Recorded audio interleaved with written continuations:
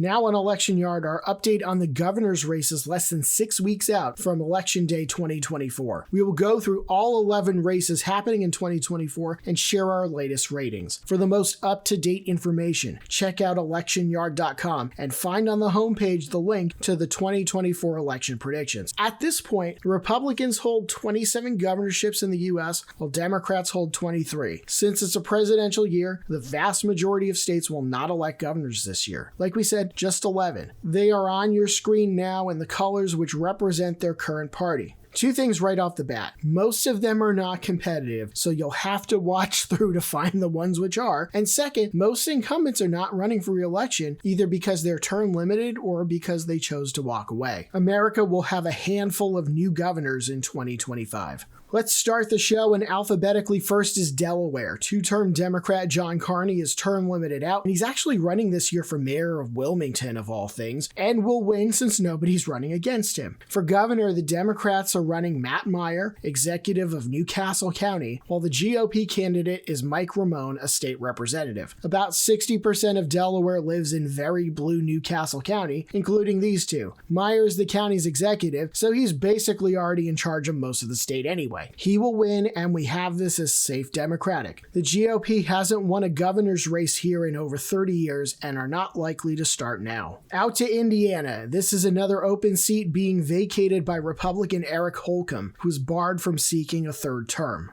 The GOP has a deep bench in Indiana, as one might expect, and their nominee is U.S. Senator Mike Braun. Democrats are running Jennifer McCormick, a former Republican who served as the state's superintendent of public instruction for one term before the position was terminated. We'll mention the Libertarian as well, Donald Rainwater, since he ran in 2020 and got a respectable 11% of the vote. We expect Braun to win, as Democrats do very little in this state lately, though they could have done a lot worse in terms of finding a credible candidate. Missouri has another GOP governor, Mike Parson, who's term limited out. The Republican nominee is the Lieutenant Governor, Mike Kehoe, and the Democrats are running State Representative Crystal Quaid. This state has transformed politically in the last decade, and whereas they used to be open to electing both Republicans and Democrats, this is a red state now. 2023 was the first time in about 150 years that the GOP held every state constitutional office, both Senate seats, and both houses of the legislature. Democrats went from being able to win elections in this state to not being able to win anything at all, and it happened very quickly. As such, Kehoe is most likely going to win. Montana's governor's race features one of only a few incumbents running for re-election. That is Greg Gianforte, a Republican seeking a second term. His Democratic opponent is Ryan Bussey, who used to work for a gun manufacturer. Democrats in Montana, those which remain anyway, are pulling out all the stops to get Jon Tester re-elected to the Senate. This race hasn't been a big priority for them, and even if it was, Gianforte would be the favorite. The two governors before Gianforte were both Democrats, but in the course of the last 5 years or so, Democrats have gotten essentially wiped out in this state, with Tester being the last man standing.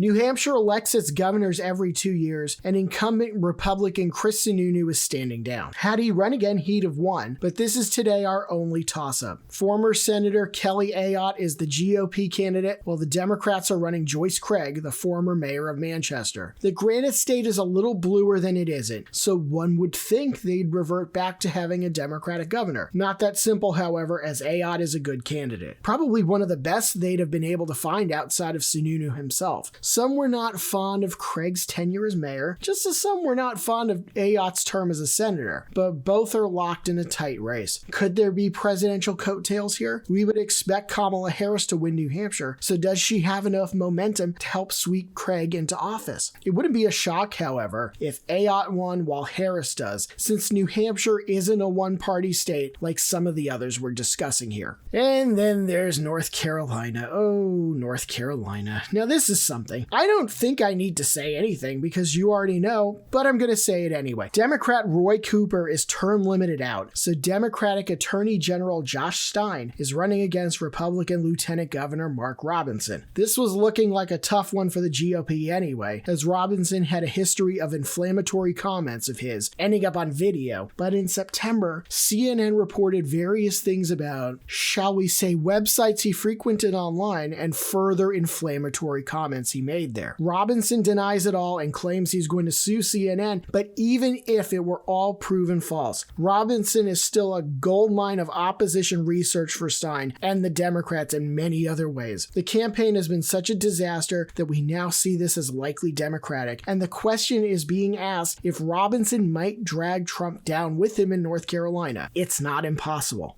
North Dakota, there's not a ton to say. This is a safe Republican seat. Incumbent Republican Doug Burgum is not running again, though he was the last governor to be eligible for a third term before term limits take effect. He chose not to run, and the GOP nominated Congressman Kelly Armstrong. The Democratic candidate is Merrill Pepcorn, a state senator. The last Democrat to win anything in North Dakota was Heidi Heitkamp over a decade ago. Utah will see incumbent Republican Governor Spencer Cox run for a second term. The real fight here was in the GOP primary, where Cox defeated Phil Lyman by less than 10 points. With that out of the way, he will defeat Democrat Brian King with ease, as Democrats don't win anything in Utah anymore. They used to win statewide elections on occasion, but that was decades ago. Moving on to Vermont, this race isn't competitive either, but you might be surprised to see that the governor is a Republican, who will almost certainly win again. That is Phil Scott, elected every 2 years, like neighboring New Hampshire, and who is seeking a fifth term. Scott is what you might call a liberal Republican, and is quite popular in his state. The Democratic nominee here is Esther Charleston. Though a Republican, Scott is a perfect ideological fit for Vermont. If he were a MAGA Republican, he'd get a fraction of the vote he normally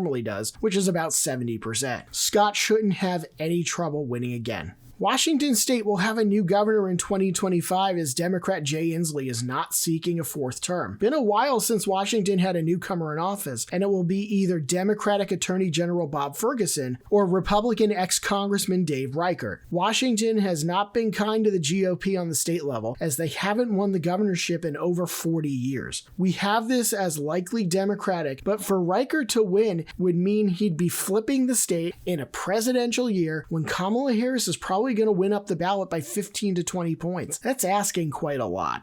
Finally, West Virginia will have a new governor. Republican Jim Justice is running for, and will win, the Senate race, so someone needs to take his place. The GOP nominee is Attorney General Patrick Morrisey, while the Democrats have nominated Steve Williams, the mayor of Huntington. Perhaps no state has done a bigger political 180 in the last decade to 20 years as West Virginia. When all the conservative Democrats became Republicans during the Bush 43 realignment, the Democratic Party here dissolved into a shell of its former self. It basically doesn't exist at this point. Democrats were still competitive here up until about a decade ago, with Joe Manchin ending up as the last man standing. Morrissey should win here without any issue. For more on U.S. elections and election 2024, check out electionyard.com and follow us on social media.